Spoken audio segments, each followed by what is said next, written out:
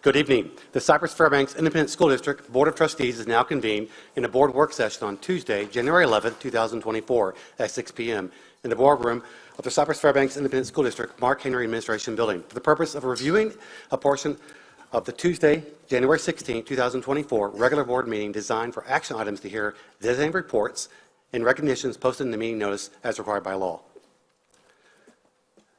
Since this is the first meeting of 2024 and our first meeting for our new superintendent, Dr. Doug Killian. Welcome, Doug.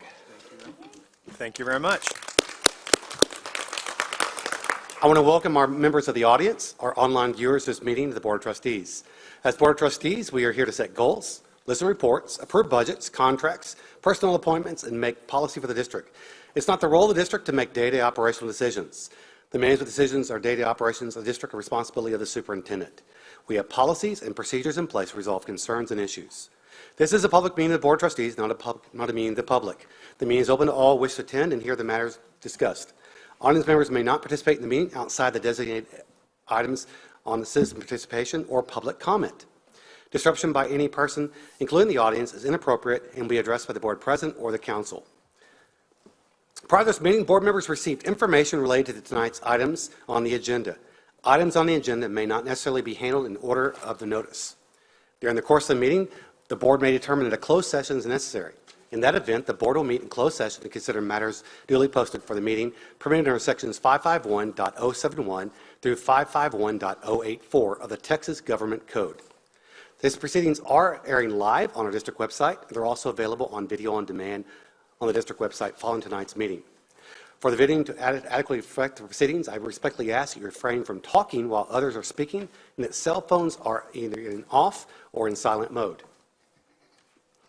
Thank you for taking time to join us this evening and your interest in the Cypress-Fairbanks Independent School District. Tonight we have one elected official, Grace Hanley from Tom Oliverson's office. Glad to have you here. Thank you. We have no Boy Scouts or no Girl Scouts. The invocation, Pledge of Allegiance, vision and mission, statements, remarks, board comments, and citizen participation portion will be at the agenda will be presented at the regular board meeting on Tuesday, January 16th. And just so you know, the citizen participation has been moved up earlier, so if anyone can speak for that, please make sure you stay early, not late.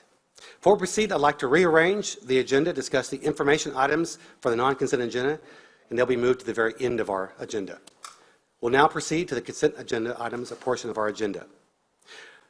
The board will now review the consent agenda items. The review of the following items, the board may remove any of the items listed below at this time, and they'll be addressed and voted on individually. If any member has a question regarding an agenda item, please ask to be recognized during the consent agenda items. I'll first look to my left to right. Is there anyone like to remove from the consent agenda at this time? Seeing none, we'll continue on. 6A, the board consider approving the minutes of December 7, 2023. 6B, the board will consider approving the minutes of December 11th, 2023, regular board meeting. 6C, the board will consider approving on second reading additional additions, revisions, and deletions to district policies. This is 6C1, CFB, local accounting inventories revise. 6D, the board will consider approving the issuance of career and technical education teaching permit to applications in lieu of standard teaching certificates as established by law. Any questions on this for Deborah? Nope. All right, 6E, the board will consider authorizing the superintendent to execute the memorandum of understanding for Lone Star College for student teacher placements. Any questions for Sharita or Deborah on this? Nope. Great. 6F, the board will consider authorizing the superintendent to execute a memorandum of understanding for Walden University for student placement. Any questions for Deborah or Sharita on this? Nope. 6G, the board will consider approving affiliation agreement with the University of Arkansas to fulfill curriculum requirements in the Collegiate Registered Nurse Program through clinical placements in CFISD student clinics. Seeing no questions, we'll move to 6H. The board consider approving resolution to participate in an interlocal agreement with the City of North Richland Hills and authorize the superintendent to designate to execute all the documents related to the interlocal agreement. Question. Yes, ma'am. Go ahead, Julie. I do have a question about this agenda item.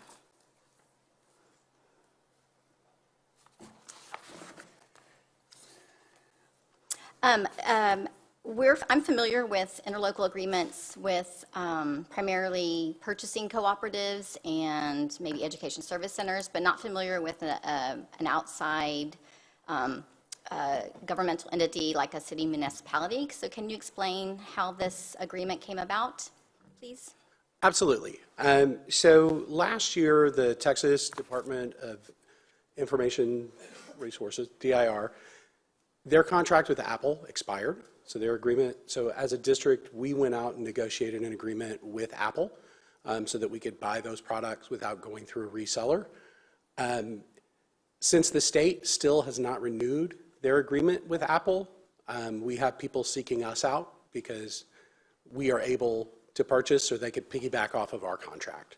So really, for the purposes of this one, it is primarily for the benefit of the city of North Richland Hills. We don't really anticipate using any of their contracts because frankly, we have better purchasing power than they do.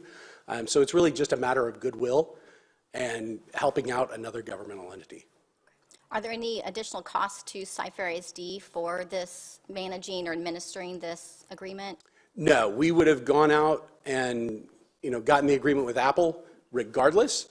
Okay. And so once we execute this memorandum of understanding or interlocal agreement, once that's done, there's really no further action on our part. Okay, and it's for 1 year, is that correct? Yes. So hopefully in that time frame, the state will renew their own agreement, and then other municipalities can utilize that agreement. Okay, thank you for the clarification. No problem. Thank you. Any other questions? That was my question as well. Thank you for asking that.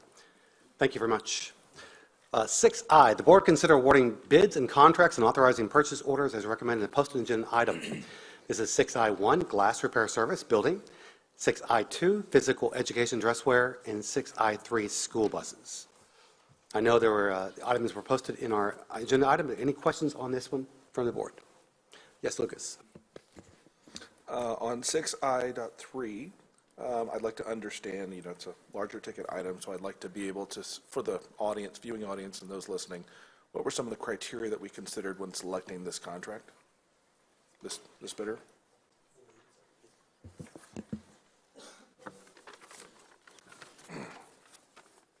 And this is for the purchase of new school buses. Okay, I'm going to invite Dr. Kane Smith down to tell us, but I can tell you that with these school buses, these are special ed buses. It does complete our current bond program. This will be the remaining bus purchases. But right now, we've seen an increase in the number of special ed routes that we are running. And so those are smaller buses, but Kane can tell you all about the technical things that he was looking for. Thank you. Sir, turn your mic on. And for the viewing audience, would you mind just giving some rough statistics on how many students are moved every single day, just to give people some idea of breadth of your program? Absolutely. Good afternoon. Happy New Year, everybody. We went with, we're recommending Longhorn Bus Sales for this purchase of these 14 school buses. We have our primary fleet are internationals, which are provided by Longhorn. The vast majority of our 1,028 school buses are internationals. We did go with the diesel because the propane and gasolines are no longer being offered by Longhorn. The engine manufacturer has canceled the production of those engines. And of course, the price was the lowest of the quotes. So that's why we went with the recommendation. As for some statistics on transportation, we do have 1,028 buses. If you approve this, there'll be 14 more. I'm a history teacher, so I don't do math very well. We transport approximately 87,000 students every single day. Transporting those students, we go about 45,000 miles a day, which is equivalent to 2 trips around the equator, for a total of about 10 million miles a year. So you have a lot of logistics to manage. Yes, sir. Very good. Thank you, sir. Thank you.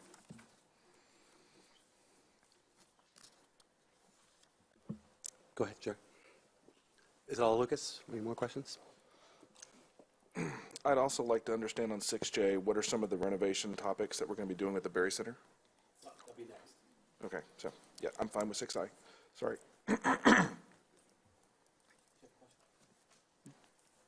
No. Okay. All right, 6J, The board consider approving construction proposals, contracts paid for bond funds, to recommend contracts and authorize the superintendent or designate to execute the necessary documents with the following. 6J1, 2023 Berry Center renovation. And I believe there's a question for you, Jesse. So Jesse, just the standard type of question of what renovations are we looking at, and where does this sit in our current bond in terms of fulfilling, where is this at, how was it planned, et cetera? Yes, sir, sure. The renovations at the Berry Center are part of the 2019 bond program. The renovations include a skylight replacement of the main skylight down the main hallway of the building, new LED lighting, miscellaneous kitchen upgrades, miscellaneous HVAC upgrades, and miscellaneous architectural upgrades. Are these all standard to the life expectancy of those products? Yes, sir. And regarding some of the criteria that you had when selecting your vendor, was there anything special, anything unusual during that process? No, sir. Okay, I don't have any further questions. Go ahead. Appreciate you coming up, Jesse. I have a similar line of questions. So Lucas asked, are we replacing this because some of these things are at end of life, or are we running into a situation in which we're dealing with items that need to be replaced because they're not functioning, or are things broken and be replaced, or are we just replacing them because they're at the end of their lifespan? It's a little bit of both. When we're putting together a bond program, we have teams of architects, engineers, as well as our facilities, operations, and maintenance department go out and walk all of our facilities, and they make recommendations of what work needs to be performed at the building. We also get feedback from the people who are office there, the people who run the Berry Center. And then we present the proposed work to the bond committee. The bond committee agrees to include it in the bond, and then that's what gets included. So it's a combination of everything. Some of the components there are at the end of their life, like the skylight, and they need to be replaced. Sometimes we do additions, we do new kitchen equipment. Sometimes it's just a refresh of some architectural items. So it's usually a combination of all of those. Sure, and a lot of times whenever you're looking at doing these types of end-of-life replacements, some of the justification for that is if we don't do it now, it'll be more expensive later. Are we looking at a situation like that potentially? Yes, sir, there's always that potential. Okay. One of the line items I found interesting was the stadium interior light control replacement. Is any of the equipment that we're replacing, is obsolescence an issue that we're dealing with that we need to replace to keep up with some of the technology? Is that an issue as the fact that some of these things might be obsolete? Is that Yes, a sir, concern? that does become an issue where the technology we put in maybe 10, maybe 15 years ago, and it's not supported anymore. We can't get parts for it. And so that puts a burden on the maintenance side because they can't service the facility the way they want to. So we typically include things like that in a bond program so we can keep those items up to date. So in other words, we may be in a situation in which we have technology now at the Berry Center that may be incompatible with future technology due to obsolescence. That might be something we're staring at as well. Yes, sir. Okay. Appreciate all your answers. Thank you. Scott, I do have one more comment. And just for the listening audience, one of the current, there's lots of things to be proud of regarding Cypher ISD. And when we look next door at our Performing Arts building, that's one of the highlights. And I hope everybody had a chance to go to some of the winter concerts that we had recently. But when we have these large facilities, there's a cost to maintain those facilities. And so even though this is a line item that may seem insignificant, the pride that our students and our faculty and our teachers have when they walk into these facilities, it helps people feel bigger. It helps them obtain, it gives them more confidence. So the facilities that we get, the facilities that we have and the cost to maintain them is justified in the eyes of our students and the eyes of our team. Everywhere I go, I feel like I'm stopped and someone has a comment about our facilities. I was at a Subway and I saw a softball team that was going to compete with one of our softball teams was about to go in for lunch. And I walked very fast to make sure I was before the softball team coming in. But the coach made a point, I don't know how she knew, but she stopped me and she said, "Are you a Cypher ISD?" And I said, "Yes, I am." She said, "I wanted to make sure that you knew how much we appreciate coming to Cypher ISD because of the facilities and the work and the maintenance that you guys put into it." So the effort that our teams go through in creating facilities that instill pride in our students and our teams, it's not something that's an insignificant item, it's important. So thank you, Jesse, for going through our line of questioning. Yes, sir. Go ahead, Julie. Nope. All right, there's no other questions. Thank you, Jesse, very much. We'll now proceed with the non-consent agenda items. 7A, the board will consider approving the District of Innovation Plan for the Cypress-Fairbanks ISD. And tonight we have a brief presentation by Dr. Linda Macias. Good evening. Good evening, President Henry and board members and Dr. Killian. This evening, I will be sharing with you the District of Innovation Plan, or the DOI plan, that was developed by the DOI Committee and unanimously approved by the DIC for your consideration. Before I begin, I know we have at least one member here of the DOI Committee. We invited them to come, but stand up if you were a member of the DOI Committee. Anybody else? Okay, we have several of them here. Yay! Yay. I want to tell you that this committee, oh my goodness, they worked hard on this process. The meetings were from 4:30 to 7, and we were there till 7:30 and 8, and they just poured through it to make sure they had the best plan possible for our district. So I appreciate it. And also Dr. Claiborne, who helped facilitate it. Thank you, Ashley, for helping with that.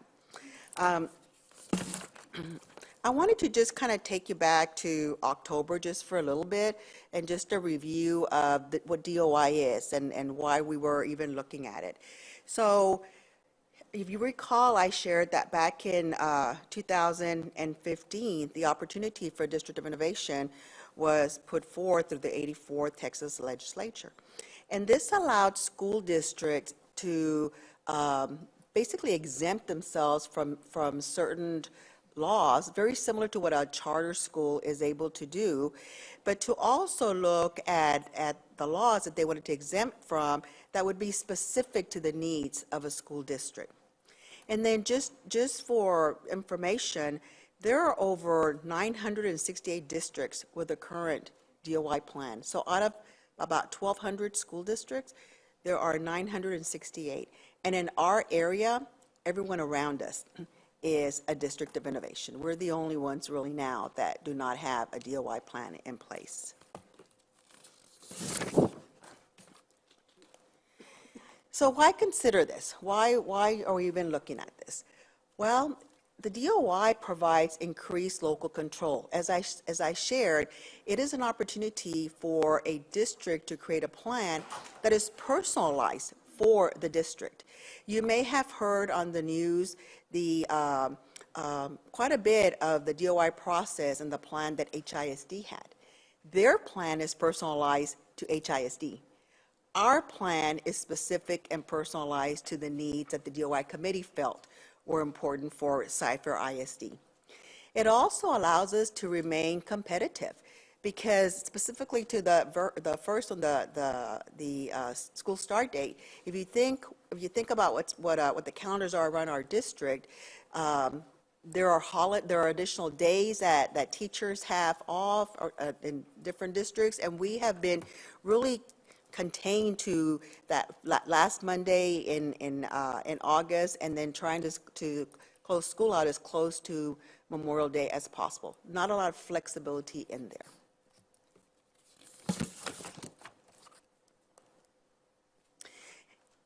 How long is a plan effect? This is a question that we got quite a bit, and I'll talk about it a little bit more in just a little bit.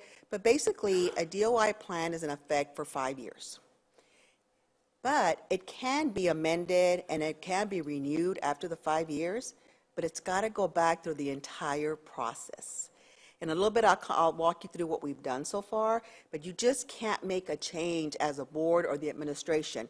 It has to go back to the entire process. So it's got to go back to the DIC, that's by law. The DIC has to approve it by majority vote. Then it's got to come to you, the board, and then you, the board, has to approve it by 2/3 of a majority. And I think that Dr. Blassingen and I figured that 2/3 was 4.66 of the board. So I'm not sure which of you will be the 6/6 of the board has to approve the DOI. And then it's got to go back to TEA. And there has to be a notification for TEA and the dates of when all these processes were approved. So it doesn't, you just can't add something to it. It has to go through the entire process. So just a little review of what we talked about back in October. And then you may recall that I shared this proposed timeline with you. So everything where you see a check, we have done all of this now. And so now we're at the point where we are sharing with you and then asking you to consider the plan that the DOI prepared and that the DIC approved by unanimous decision. So now let's move forward and talk about what has happened since then. So you may recall that the board asked us to use the DIC as the DOI committee because one of the concerns was that we all wanted to make sure that teachers were not impacted, that teacher planning periods or duty-free lunches, that anything between teachers was not going to be a negative impact on them. And the DIC was a perfect solution from you all because 2/3 of that membership are teachers. So the voice of the teachers were very clear and heard. And so we actually had planned for 2 meetings with the DIC, and October 19th and November 2nd. But by the end of the second meeting, there were still some questions, and a couple of members had wanted more information. So we added a 3rd meeting because we wanted to make sure that it was very clear and very transparent as to what they were asking for and putting that plan together, because it needed to be their plan, and they're the ones that asked for the verbiage and how the verbiage was actually placed in there. There were a couple of you that attended those meetings. Mr. Andrew, you were there, I think, for all 3 of the meetings, and Dr. Blassingame, you were there for a couple as well. I think Ms. Heineman, you were there at the end for the DIC one, I think, at the end, for a little bit. So it was very thorough. And then, as I said, the meetings were from 4:30 to 7, but typically we were there till almost 8 o'clock. We fed them a light dinner, and that was like their pay for being there that late. And then they had homework. So they really went through a thorough process and took this very seriously. And then on December 14th, we had a DOI public meeting, and that's required by law too. And we publicized that through our website, and the committee felt that if the campuses send information out to parents, that would be the best way to communicate it to our parents as well. So we did that as well, and so that was on the 14th.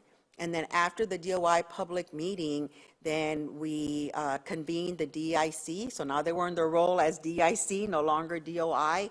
And after the discussion about the public hearing and the questions, so when the DIC convened, then we had a vote, and it was a unanimous vote from the DIC to be able to move the plan on to you for your consideration for approval. So that's the process that we have gone through, and as I said, it was a tremendous amount of work that went into it. So the plan, you have a copy, there was a copy in your backup, but we also put a copy there for you so you could look at, and this is what was posted on the district website. One of the requirements was that it was posted for a minimum of 30 days on the website. The public meeting is a requirement as well. And so I want to walk you through just the components of the plan. So this is a quick summary, and then I want to talk about each one a little bit more specific. So there are 4 components, 4 areas of the law that are part of the DOI plan, the exemptions to law. The first one is the first day of instruction. So this one will provide flexibility for the calendar committee as they work on the instructional calendar for the 24-25 school year. The second one is Career and Technical Education, CT certifications. And so this one will allow us to just be able to move faster through approving any CTE teachers, like automotive or welding. This one, the local permit certified teachers with flexibility for teaching outside of the content or outside of the grade level, will provide flexibility, especially in this environment where we have a shortage of teachers. I am certified pre-K through sixth grade, but if I'm teaching sixth grade at Blisle Middle School, for example, language arts, but the need is for a seventh grade language arts teacher, I cannot teach that class. This would allow me to be able to teach that seventh grade language arts classroom. But you see there that the teacher may decline. And that was the teachers are very clear. They want to make sure that this was in writing, that they would have the choice. And I'll talk about that just a little bit more. And then finally, the out-of-state certifications. And again, this is an opportunity to expedite that process so that if we have a teacher that applies in Cypher from Utah, I don't know why I've been using Utah, but from Utah, and the teacher has applied in Cypher and in Klein ISD, that we can offer the teacher to be able to start as a teacher and not a long-term sub. And then just think for clarity, I think Dr. Stewart made it really clear the other day when we were visiting. Yeah. These three components, we already do. They already can be done. The beauty of the DOI is that it will expedite the process. The one that we really do not do right now is the flexibility with the calendar. So just real quick, looking at each of those in just a little bit more detail, what the law for the first day of instruction, as I've said, says that we cannot begin, the first day of school cannot begin before the fourth Monday in August. And so without a DOI, you cannot, that has to be the day. And so the DOI allows for flexibility with the calendar. It allows for the calendar committee to look at a different start date. It allows for even personalizing some instruction, because we could actually, throughout the year, have kids off, teachers off, but have a small group of kids that are coming to school because they need some additional support. So a lot of personalizing of instruction. It would allow us to balance the calendars, because as you know, usually the fall semester is a lot shorter than the spring semester. So it allows for things of that sort, and also flexibility with the calendar for professional development.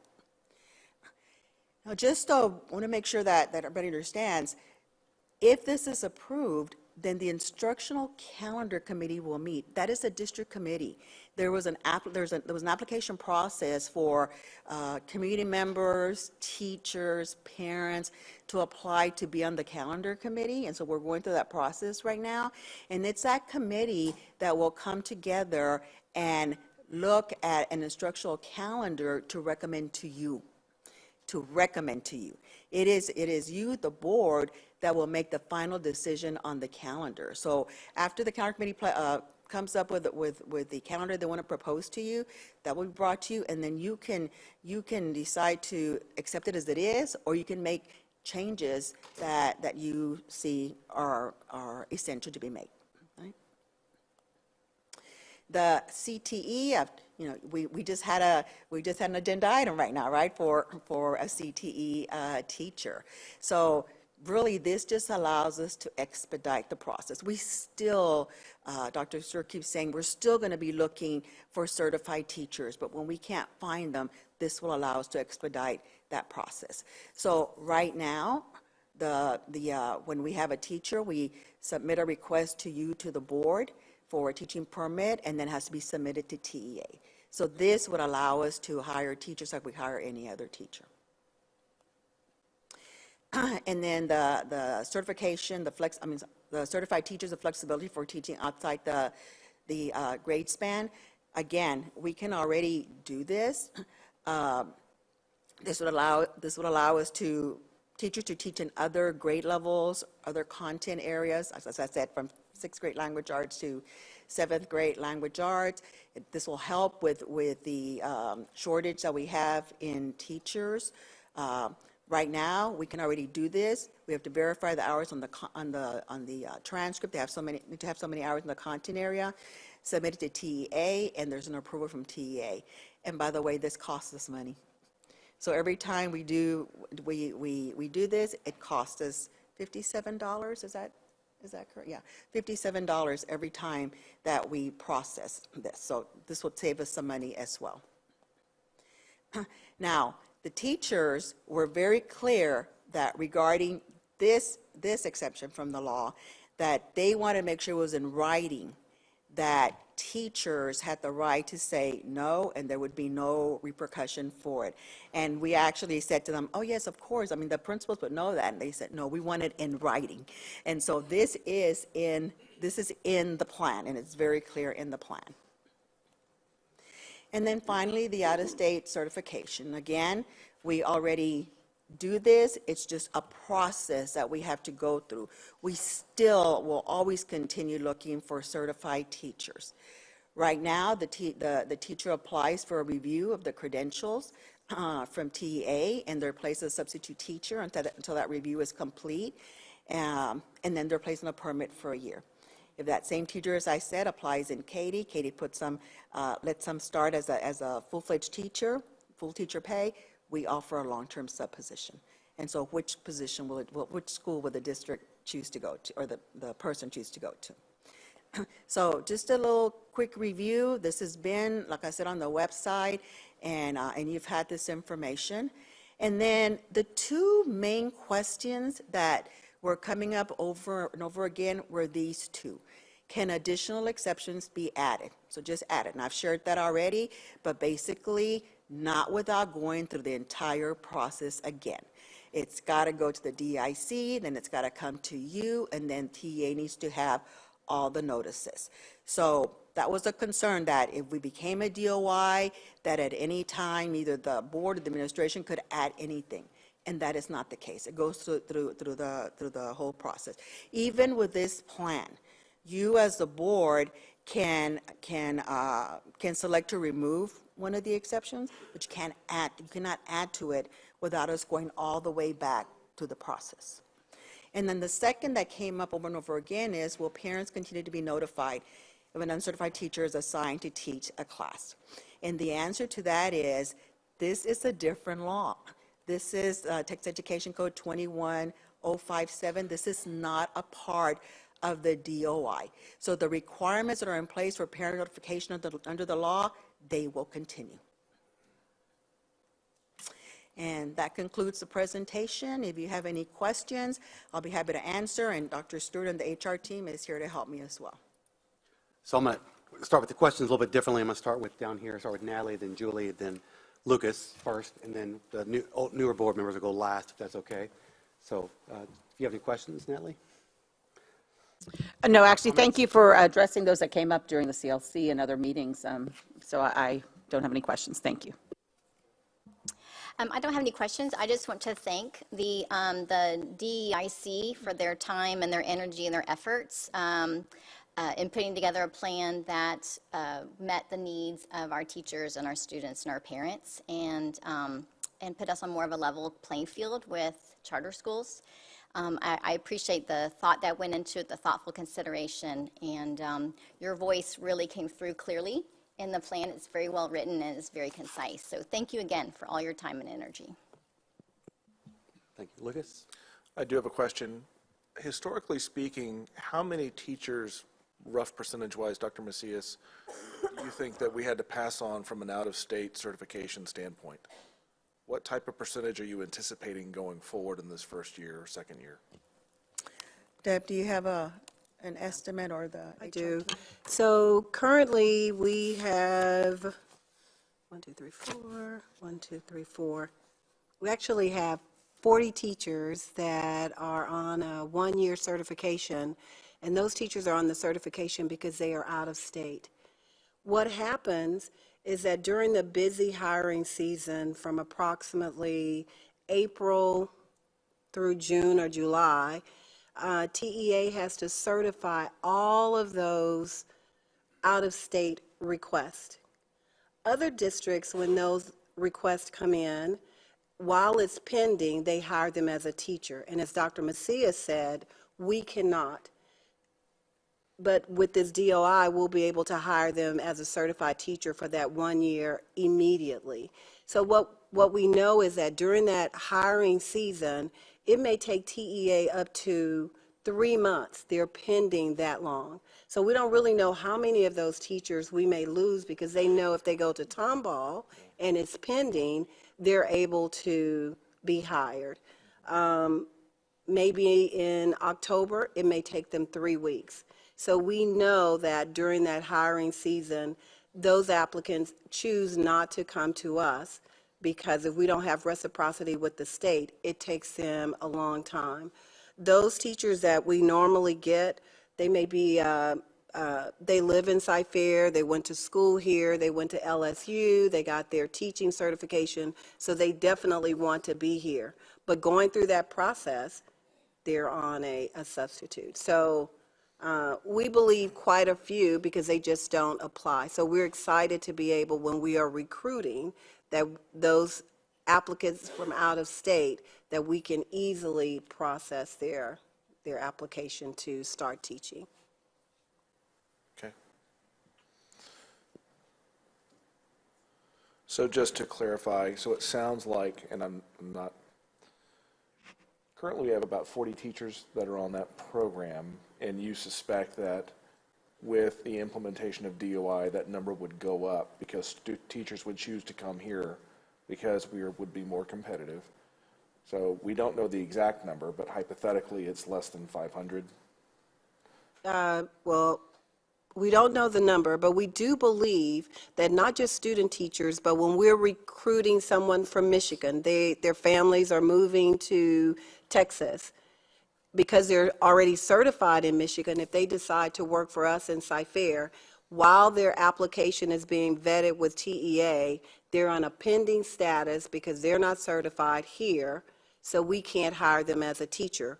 But that same teacher can go to Tomball, and their application is also being vetted by TEA with Tomball, but they can hire them day one as a teacher. And I would tell you that percentage of those 1 year contracts from out of state, like the 40, 99.9% of those are approved by TEA. So it's not like the vetting process at the end of the day, we have some that are kicked back. Yeah, okay. So if this is approved by the board, I'd be curious to see what that percentage looks like on an annual basis. Absolutely. No questions? All right, Justin, go ahead. Okay, I do have several questions. And a lot of my questions result from some of the feedback from parents, teachers, students, a lot of the comments I saw during the public meeting as well. I think within the community, there's a lot of support for the calendar flexibility, and I think there's also support for the CTE certifications. Where I'm hearing some concerns and some questions are on the third part, teachers, the certifications outside of the bands, whether it's actual subject matter or the actual grades. So I have a couple of questions mainly on that aspect. And of course, I know one of the reasons why this is definitely of interest to our school district is because, we've all read the news, we all understand that there's very likely to be a shortage of teachers for the foreseeable future. So this is definitely a concern. And of course, a lot of the concern from the parents and the teachers, not so much the teachers, but from the parents and students and some of the community holders is that we don't necessarily want to go down a path where we're losing the quality of our education. That's the concern, right? And it may be an unfounded concern, but it's definitely a concern. And so, those are some of the questions that I want to kind of dig into. So, since this is being this is an expedited process, right? Have we identified a percentage cap of any teachers that we would, at any particular campus, that we would want to have outside of these bands, whether it be grade or subject matter? Have we identified, like if we're looking at a particular campus, is there a threshold we would not want to exceed as a percentage of educators at that campus? I don't believe we have that. Dr. Sturm might say something different. I don't believe we have that. Mr. Ray, but again, this is already something that we can do. It just takes a longer process, and it's costing us some money to do. I want to add to that, that we provide an enormous amount of professional development for teachers. And so our teachers, if they're out of the grade band or even out of the content, they are receiving a lot of training. And then a lot of support, because we have instructional coaches that are out there supporting teachers. So we make sure that we have quality teachers that are teaching out there and that they're getting the instructional support they need to make a difference with our kids. And I was going to ask about the professional, the continuing education and the training as well, but back on a possible percentage cap. Do you think that the fact that since we're expediting it, we may increase the number? Now, up to this point, we've not had that many instances. Would that be correct? We've not had that many instances of having to certify a teacher outside of their grade band or their subject matter, right? It's probably a very limited number. Would that be accurate? So when we certify the teachers outside of their grade band or content area, as Dr. Macias said, these teachers are already certified. They are certified teachers. So let's say that they are certified EC through 5, and we need them to teach 6th grade. So those criteria to be able to teach sixth grade is already vetted out by TEA. So that criteria would not be different. But currently, we have 241 teachers that are teaching they have these emergency teaching permits to either teach outside of their grade band or outside of their content area. And TEA would not allow a teacher to do both. You could not teach outside of your content and outside of your grade band. It has to be one or the other. What this helps us to do, right now these emergency certifications are for 1 year.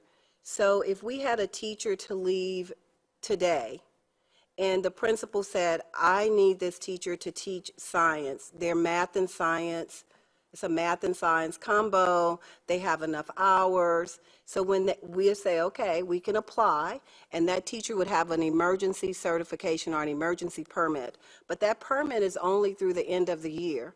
So what happens, what we would also be asking for in the DOI is to give us more time for those teachers to get certified if they'd like to in that content area, something either in the content area or outside of the grade band.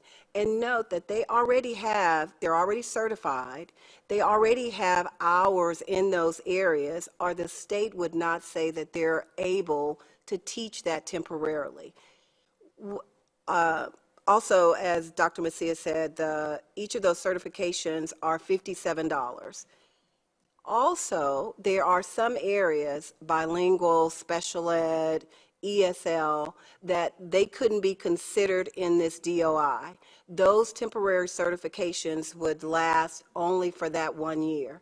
So we're asking for this exemption for those things that are outside of those 3 main areas. And then we would create some SOPs to talk about how long would that be. Would we want teachers to have 2 years, 3 years? Because what happens, you decide that we feel and you want to teach 5th grade. So in that 1 year, they're taking courses, they have to apply, and they're teaching those classes. But maybe if they had 24 months, they would have more time to prepare to take that test so that they can teach out of that content area and their grade band. How that helps the campus is that if all of these, the permit ends in a year, that principal then is trying to rehire for that temporary position. So we would continue to work with those teachers, but they would have a longer opportunity to be prepared. And currently, if they're on an emergency permit, they have to agree to do that. And let me be clear as well. So the DOI plan that is being presented, we're still in a situation in which if we if we allowed them to teach outside of their band, they would be either or grade or subject matter, but not both. That would still remain under this current DOI plan, correct? Correct. Are we aware of any other school districts that have monitored, any other DOI school districts that have monitored the percentage of teachers at any campus that are teaching outside of their certified bands? Or have any other school districts looked at this issue? Because what I want us to be cognizant of and be aware of is, we're expediting this process. And so I feel like there's going to be an increase in number of teachers who are very, very competent, but their certifications will be teaching outside of their grade or teaching outside of their content.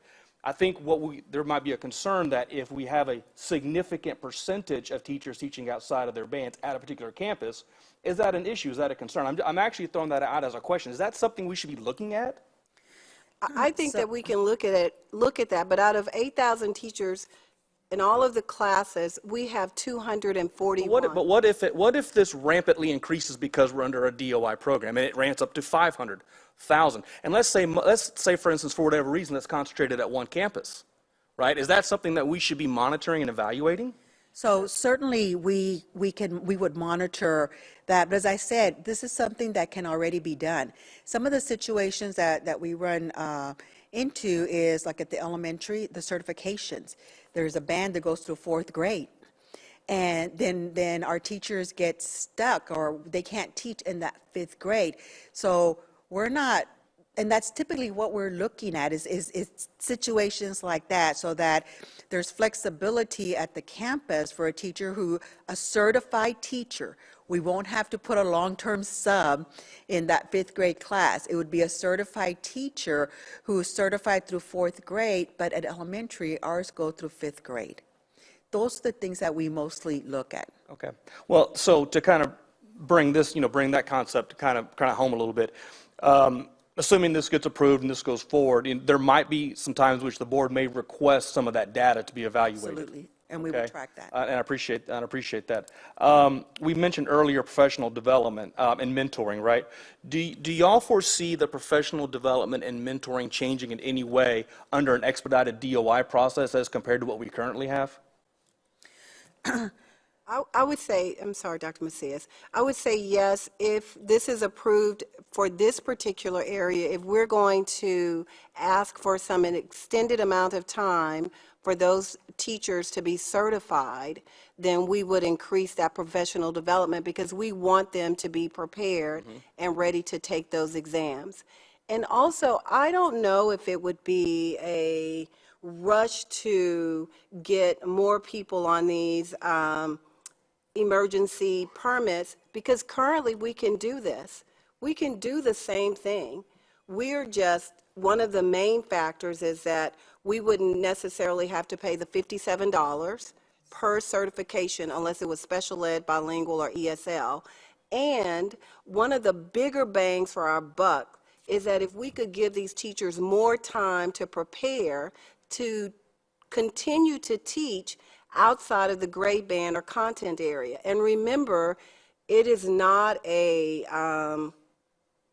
teacher that doesn't have any hours towards the coursework. It's not a certified teacher that TEA does not feel that they are eligible with their coursework to teach outside of the grade band or outside of the grade level. It is not like I have a pre-K certification and you can now teach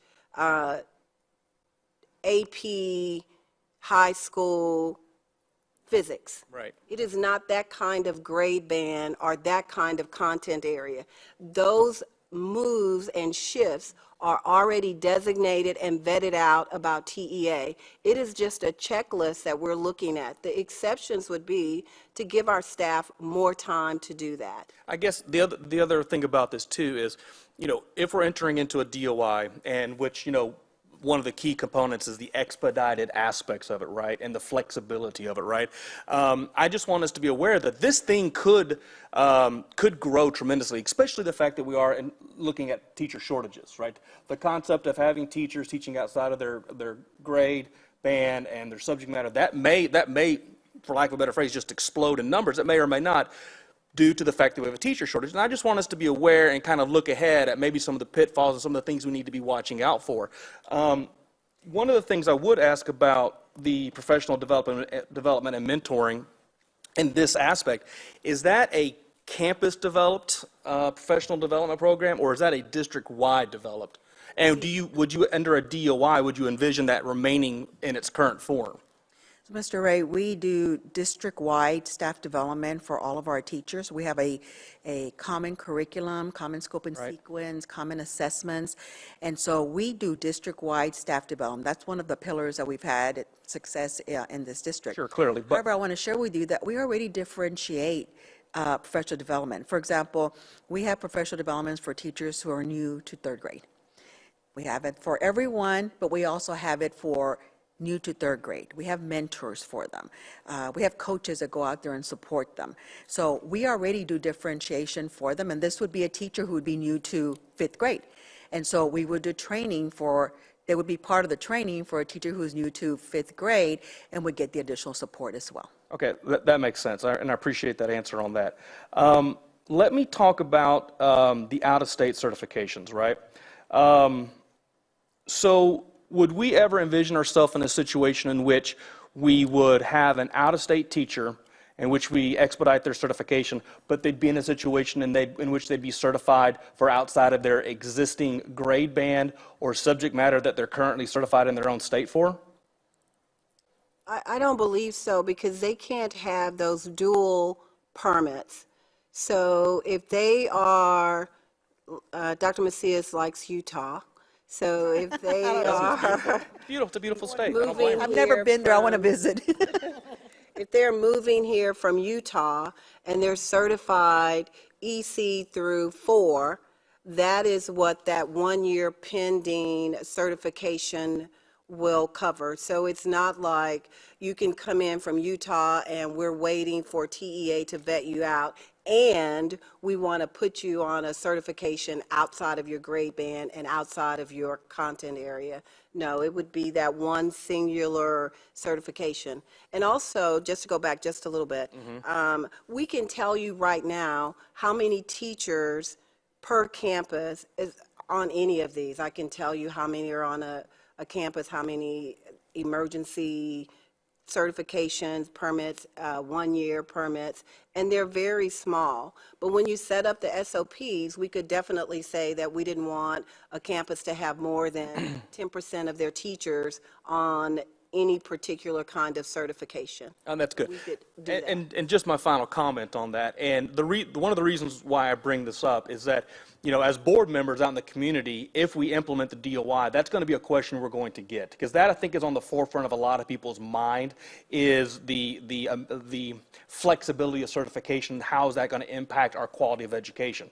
And so as board members, if we're able to give them the data saying, you know, even under the DOI, we remained at this percentage of teachers who are teaching past their grade band, or it's increased X percent, and that it's something that we're monitoring. I think that's going to be very helpful for us as, you know, as we engage with the community on this particular issue. And I certainly appreciate everybody's answers to my questions, and I will finally yield the balance. And Mr. Ray, I also want to just share that, just to remind everybody, we're talking about certified teachers. So these are teachers who are certified. So they've been through their coursework, they learned the pedagogy of teaching, which goes across whatever grades that you are teaching. It's the content that those fifth grade texts, for example, that they need to learn, and that's what we make sure that we offer the professional development for new teachers. But they're coming with a pedagogy very different from putting a long-term sub in there that is not an educator. Well taken. Thank you. Go ahead, Doug. I think Doug wanted to comment as well. I just, actually, Dr. Macias read my mind. I was going to say that, yes, these are certified teachers and they've had the pedagogy. So it's quite easy to transition from 4th grade to 5th grade. You really just need the content piece. So you've already got the art and skill of teaching. So that part of it doesn't concern me as an educator.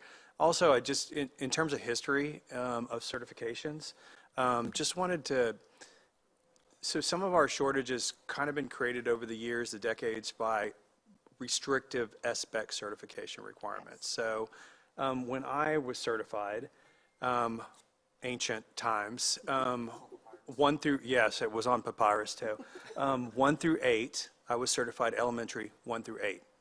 And then I was certified secondary 6 through 12. You notice that overlaps. So it became really easy for us as administrators to find great middle school teachers. And so now what we've done is we've we've divided these things up into smaller chunks, and not only do we have less flexibility as administrators to find teachers and find their passion at whatever level, but also it's limited teachers' ability to find that grade level that they love, they fall in love with, right? So I fell in love with first grade, so wasn't really interested in going to fifth grade. So when I was told I was going to move to fifth grade, I got certified in high school. So I went 6 through 12. So, you know, you have just areas where you're passionate, and I will tell you that the passion for a teacher and the fact that they're saying that teachers have to agree to do outside the grade band or right on that edge of the grade band, so they have to agree to that. So they'll have to be passionate about that subject area or that grade band. So that's probably the most important thing about the art of teaching, is that the folks are passionate. So just wanted to add that perspective. Great. Todd, do you have any questions? I think some of the feedback I've gotten from the community is the school start date. Some of the community members have said, "Hey, are we going to? Does this mean that we're going to move the beginning of the school year up to July?" And that was a big concern. So, I mean, any feedback on that? So, so as I shared, we will have a district-wide calendar committee that will be looking at the calendar and establishing the start date and the dates from start to end.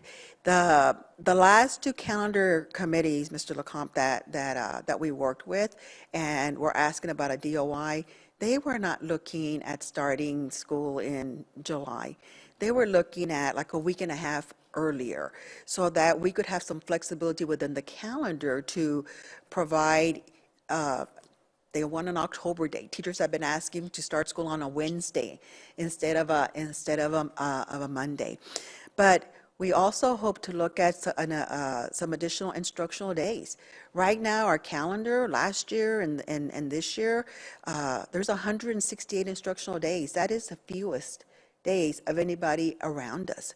And so we need more instructional days as well. So hopefully that will help with that.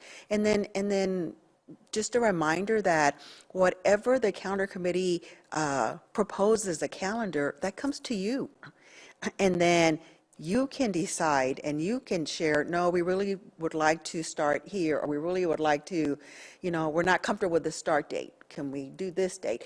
That comes to you, and that approval for that calendar is yours.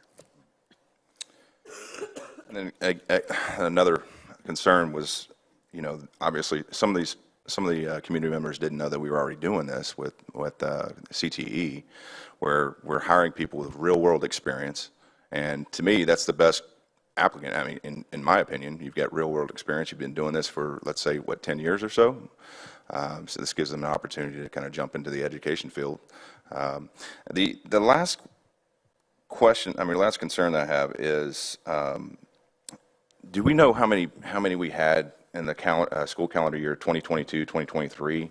I know we have 241 right now. What was it last year? So I would say that these numbers appear to be on an average, but I would have to get you the numbers for last year. Okay. These are, that I have for you today, are what we currently have. And just to be clear, they have 1 year to get certified. Is that correct? So for yes, we're talking about those with which one are you? The CTE. So for the CTE, what we're asking for the exception, so for the CTE, it is, Mr. LeCompte, let me just the finish. state I'm sorry. actually has a plan. So the CTE, the permit is, it is a school district permit, and it is permanent.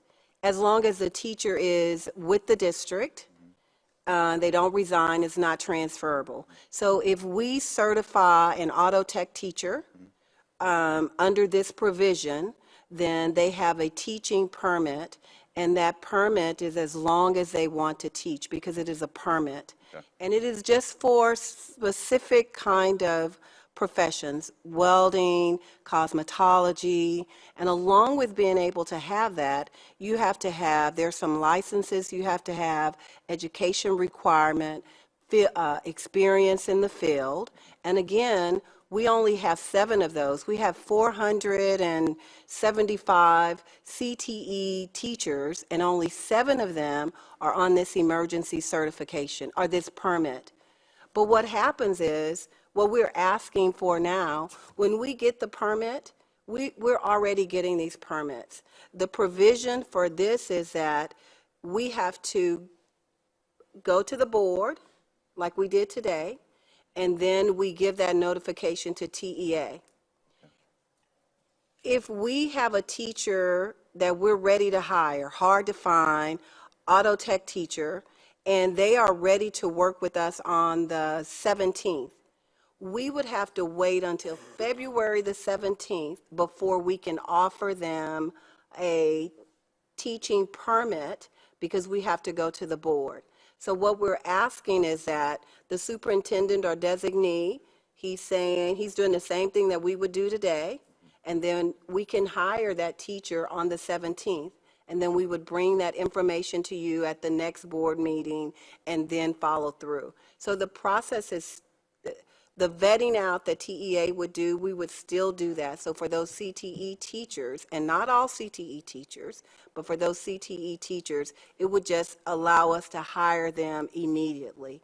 And again, out of the almost 500 of those teachers, only 7 of them are on that permit that we're asking for today.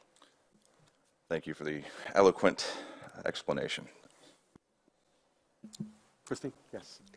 Hi, I just have a few questions and comments. Dr. Macias, how many positions are on the calendar committee? Do you happen to know? There will be, where's Ashley?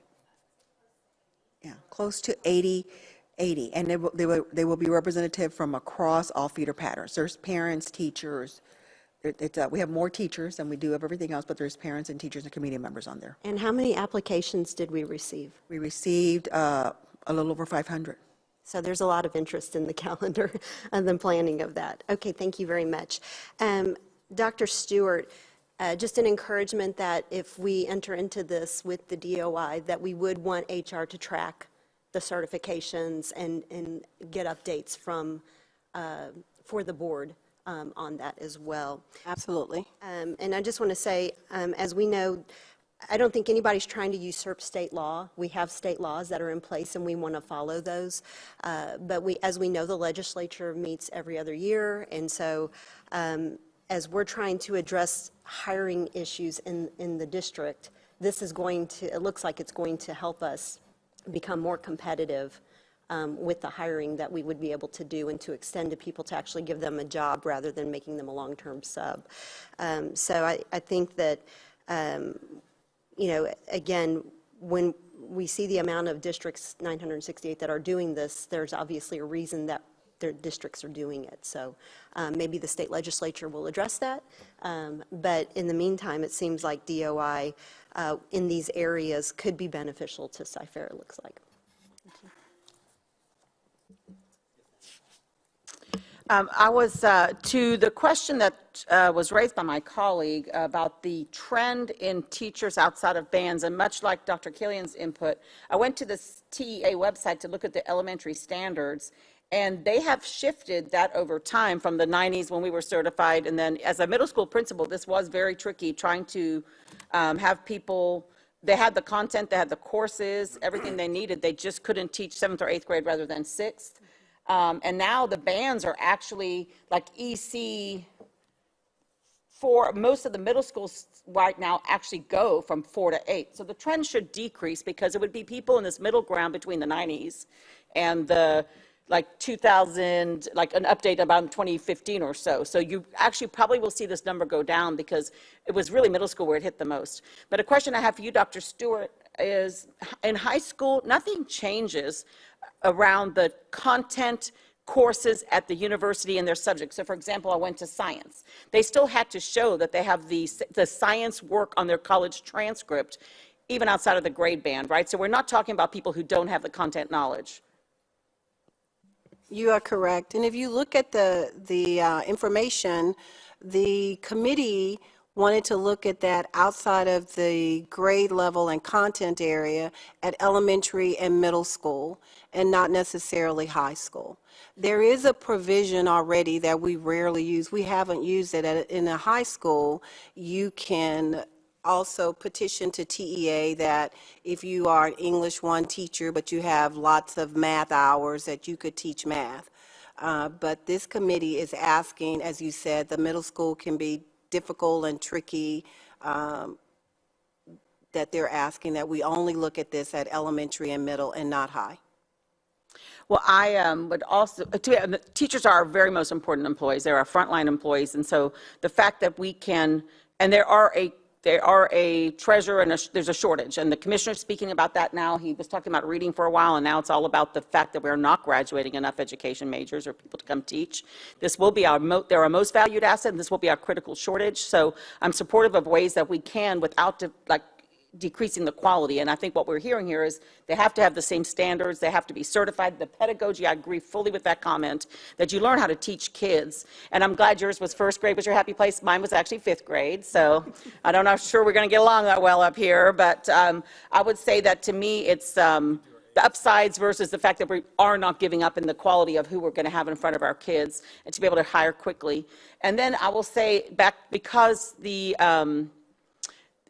both this and calendar are where we're competing for, like I know on the Creek end of the district with the Klein calendar change, that really did, they've lost teachers to a different kind of calendar, and so we're not sacrificing and we're gaining. And just talking to some kids at church on Sunday, one in band at Woods and one in football at Langham, those 165 instructional days, or 168, they lost a week of kind of instructional time instead of from learning and then to take finals, and several kids ended up ineligible for their spring sports because they really didn't have as much time to learn. And to me, that's very, we know that we definitely support our kids' extended activities and building the whole child, and so that to me was a real downside for them. And then also, if you're already playing games against Tomball and they're in school and you're not, it was very, it just wasn't the whole experience for kids to go to the game and everyone knows they're there. Our kids were already playing games and they weren't at school yet, and so that really did impact their season. And so there's real teacher reasons and kid reasons why I feel like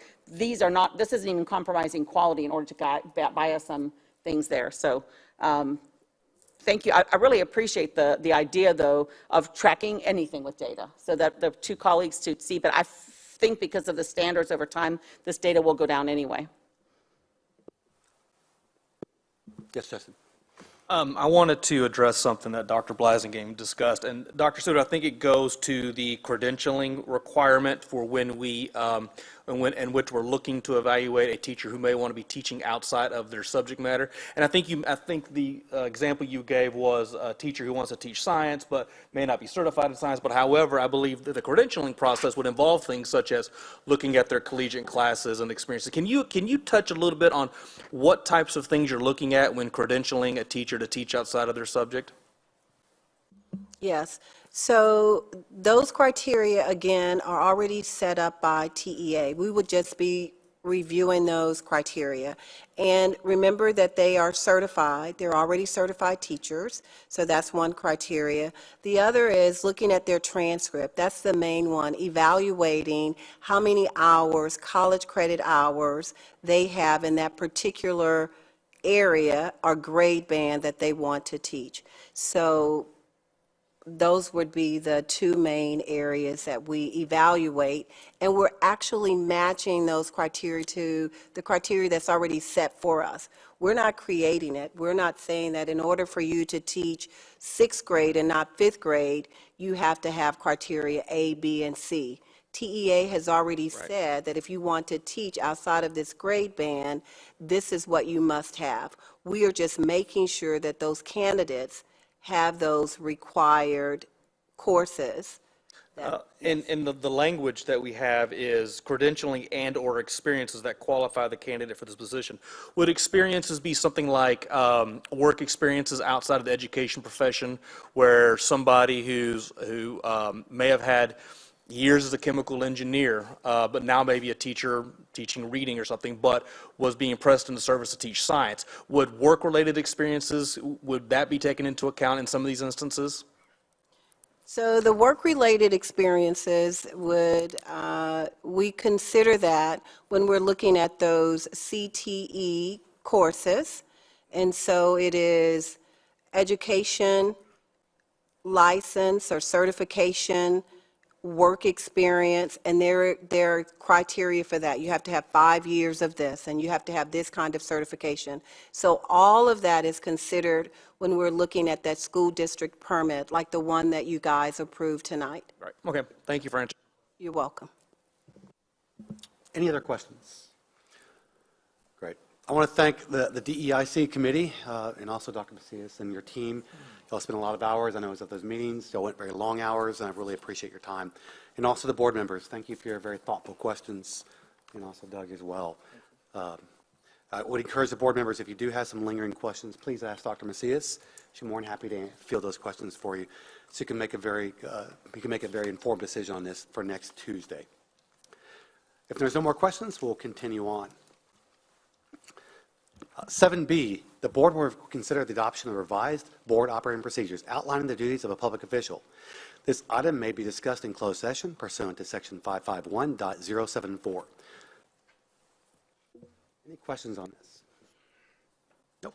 7C, the board will consider making determination that good cause do not exist as required by law for the following individuals that are considered in the board agenda. This item may be discussed in closed session pursuant to section 551.074. 7D, the board will consider approving the superintendent's recommendation to give a notice that the individual listed in the agenda proposed for her employment with the district under a term contract will be terminated. It is further recommended the board president notify the individual of the presumed action to terminate her contract pursuant to section 21.211 of the Texas Educator Code. This item may be discussed in closed session pursuant to section 551.074. 7E, the board will consider giving notice to the individual listed in the agenda that her employment with the district is under probationary has been terminated. This item may be discussed in closed session pursuant to section 551.074. We'll now proceed to informational items on the agenda. Board members, this will be a section we talked about previously for board committee updates. 5A, board committee updates. If there are any updates, which there are not at this time, any superintendent updates or other you'd like to mention at this time? Not at this time, though. Great. 5B, recap of board member requests for information. This will be a time for board members if you'd like to discuss anything that you received from administration you'd like the public to know, or if any administration would like to receive this information as well from board member requests. Looking to my left, looking to my right, seeing none. Yes, Julie. I do have a question. Let me just find it. This is, I think, pertains to Texas Education Code, Chapter 11, Section 11.1512. And because this is something new for our board, I had a couple of questions about it that we talked briefly. This has to do with board members requesting information of the district. According to this code, it says the district shall report annually to the TEA no later than September 1st of each year the number of requests submitted by a member of the Board of Trustees of the district during the preceding school year and the total cost to the district. So I wasn't sure when this was, will this be affected retroactive back to the beginning of the school year, or is it any 12-month period? I wasn't just sure what the time period was, Marnie. So that provision, so you read that provision somewhat in conjunction with our board operating procedures.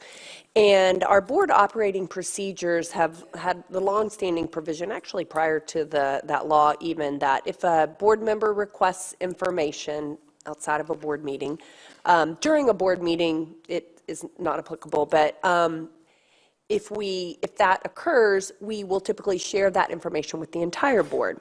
And so the guidance from TEA in regards to tracking is that if your operating procedures provide for that, then you may consider that it's not an individual request for information. And so that's how we previously operated. But just in talking about having this item on the agenda, trying to provide as much information as possible to constituents, and actually Dr. Killian and his prior districts and the way they tracked information, we just decided that we would track information specifically for a request, whether it was shared with the entire board or not. And we do have that ability, so long as we define it and how we're tracking it, and everybody understands how we're tracking it. So we were going to come up with a form, Dr. Killian and I had discussed, and just a way, and then share that with the board members. And so then that way, you all know this is how we're going to request information, this is how we'll report it out, and then this is how we'll just be able to have the flow of communication and information hopefully be more effective. Okay. So to answer your question, though, for TEA reporting, I believe it's by school year. Okay. And I would just add one thing, too, is it also is going to keep us to task to make sure that we're responding and we're getting it to all trustees. Okay, Because great. I want to make sure that we're not just speaking to one of you, but all of you get all that information. Great, thank you so much. And so that report that's reported to TEA about the number of requests and the total cost, will that be made public? Will it be posted, or? It's always public, and we have reported, there have been instances where, like each year I look at it and work with our PEMS department and report that. It's just not, we have typically, when information is shared with the entire board, we've not recorded it and captured that as part of that report. But we're just going to itemize and capture everything. And then we'll also let the board know how we are going to quantify cost to the district. Because that's another thing that we just need to internally operationalize and let you all know. There's a couple different ways to do it, and I was going to talk to Dr. Killian about how we decided to do that. But so long as we explain how we operationalize that, quote unquote cost, because when it's internal, it is something you just have to decide. That way you all know how we are defining that, so when we share that information, you have some context. Great, thank you. I look forward to getting that. Thanks for answering my questions. Since this is a new agenda item, I was just, thank you, Marnie. This is a way for us to also, if you have something that's you receive from administration that you'd like to tell the public, this is a great way to do that now. We have now place for that as a placeholder. That way we can stay legal and be able to make sure we're transparent as well to the public. That was the goal of that, Julie. I'd like to thank everyone for being here tonight. I'd also like to thank those who are watching from home. I would like to remind everyone that we will not be here on Monday. We'll actually be here on Tuesday, and we'll have a reception actually for the superintendent at 4 p.m. So invite all of our guests and also all of our staff who'd like to do that. We get to shake his hand and meet him in person. I have a quick question. Are we not doing 4A? Has that been moved? Oh, that is Tuesday. Thank you. Again, I'd like to thank Holly. I'd like to thank our staff as well for all the hard work and putting in all the reports, Jesse as well. And everyone, thank you very much for all your hard work. May I have a motion to move into closed session, please? So moved. Second. All in favor, please raise your right hand. It is approved. Thank you very much.